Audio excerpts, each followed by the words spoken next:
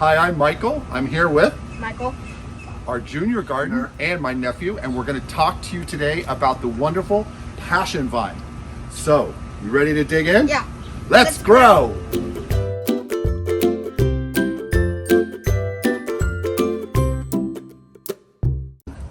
The passion vine is native to South America and Central America.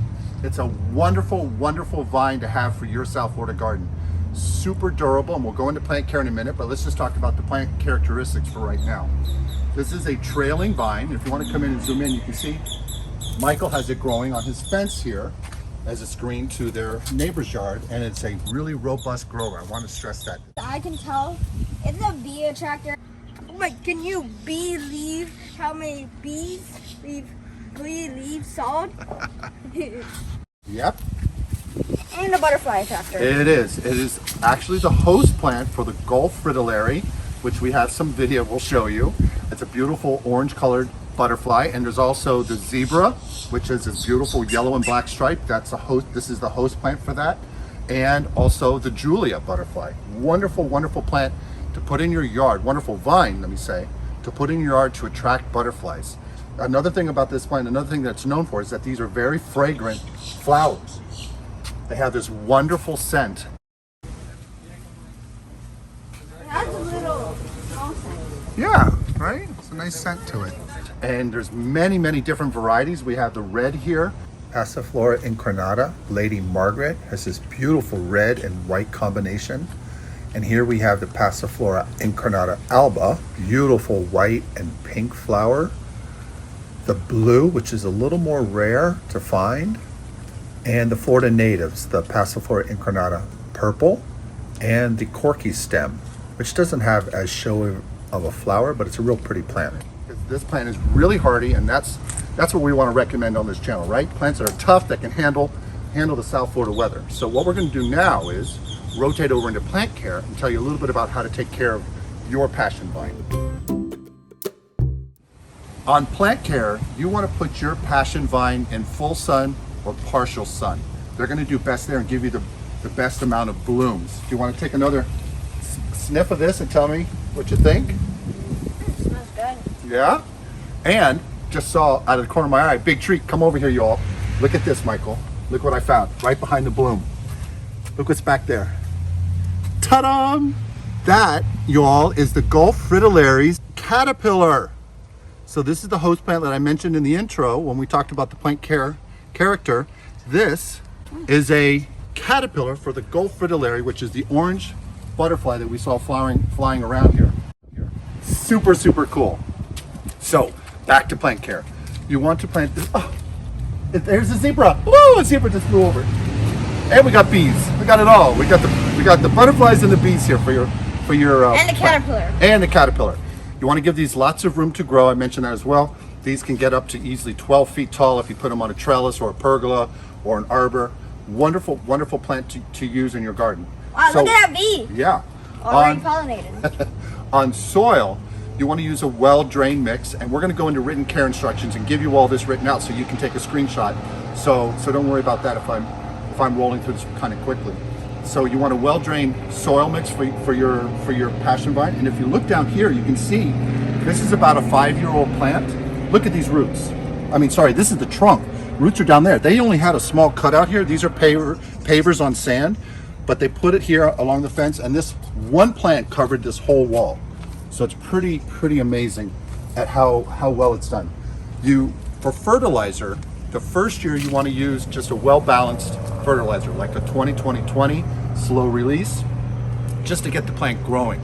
But after that, you want to give them a fertilizer with the middle number higher, and we'll give you that ratio in the written care instructions. That way, it'll kind of boost the bloom production and kind of throttle down the growth, because it's such a robust grower. You don't want to just get growing and growing and not provide these wonderful scented flowers. So on the temperatures, this plant wants to grow actually in zones 7 through 11. If you go any further north, this thing will probably, when you get the cold fronts that come through, it'll probably kill it to the ground, but it will bounce back. But it's pretty much best for almost like zones 8 through 11. Anything lower there, you're probably going to struggle. You want a well-balanced, you want a pH that's kind of a little more acidic, but down here in South Florida, we have alkaline soils, and these plants still do well. So if you can improve your soil pH profile, that would be okay to do, but we haven't seen any problem with this one. It's pretty much set it and forget it, other than just adding a little bit of fertilizer. You do want to note that this plant can get some pests, mostly aphids, so you can get beneficials like ladybugs, right? And put ladybugs on them, let them eat the aphids, but it's pretty low maintenance in that regard. But if you want to come up over here, y'all, you can see a bee coming in here right there. Look at him, right up here. Hey little bee. What is that, Michael? The worker bee? Yes, a worker bee. That's so cool. One more thing that I saw. Okay, what's that? And it's actually moving. Look, another one. Another bee? Nope, another caterpillar. Where? Oh, a baby. You found a baby. How cute. Look at that cute little baby. You have a very good eye. My eyes are getting older. You are a wonderful junior gardener, little Michael. On watering, you want to water your plant 3 times a week. Behold, 2 caterpillars. Behold. On watering, we're going to go down here and show you. They have a drip system, and you want to water them 3 times a week. Give it about an inch and a half a week of watering. But these can also do well, but just hand watering. You just have to look and see if there's any wilting. Now, to speak to what the caterpillar will do, this is not aphid damage here. This is what the caterpillar is doing. That's totally fine because this plant is so robust. It'll just keep growing and growing and putting out new growth here, and there, and it'll fill in where the caterpillar. Oh, Michael, another one. Is this the same one? Or is this another one? I see. Is this another? That's the same one. Well, it's the same one. Oh, Just and turn it also, around. On temperature, your passion vine will do well between 50 and 95 degrees. Anything lower, like I mentioned that, you may have some stunted growth, and anything goes down below freezing, Oh, no, this is ants. going to die to the ground. an ant. Yeah? Well, that's okay. You get ants once in a while, but they're not going to harm the plant. I know. So what we're going to do now is rotate over into written care instructions, and then we'll come back and do a quick summary at the end. So let's go on to that step.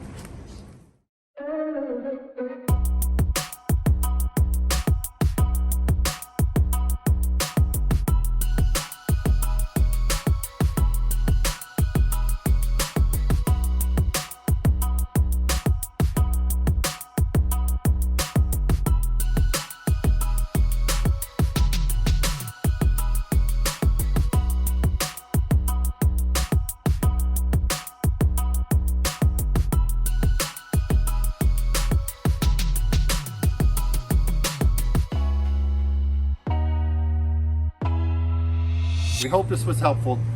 We hope this was helpful. Restart that. Keep it going. Blue, Believe it. We hope this was helpful to you, but if you have any thoughts or questions, just leave them in the comment section below. And you want to say anything to the folks? Bowser says, Well- like and subscribe, turn on the notification bell, and share this video. All right, until the next video. Bye. Bye. Thank you. If you found value in this video, hit the subscribe button and the notification bell. We post weekly. Thanks.